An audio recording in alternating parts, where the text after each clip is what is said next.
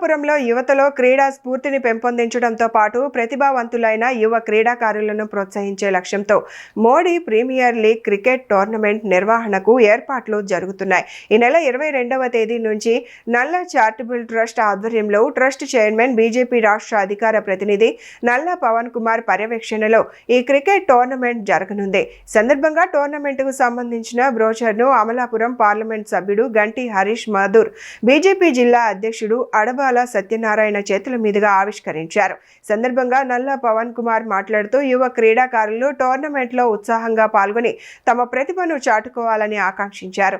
యువతను క్రీడల వైపు ప్రోత్సహించడం ద్వారా ఆరోగ్యకరమైన సమాజ నిర్మాణానికి బాటలు వేయవచ్చునన్నారు.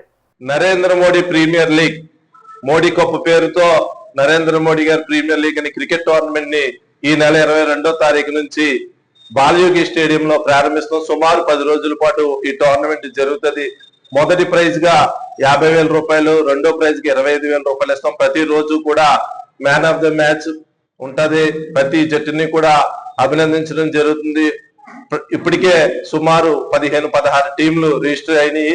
ఇంకా ఎవరైనా కోనసీమ వ్యాప్తంగా జిల్లాలో ఎవరైనా క్రికెట్ క్రీడాకారులు వారి యొక్క జట్టుని నమోదు చేసుకోవాలంటే సంప్రదించవలసిన నెంబర్లో పేరాబత్తుల పని, అతని నెంబరు 96527777, సత్య ఫణికుమార్ 7468881999 వారిని సంప్రదించాలి.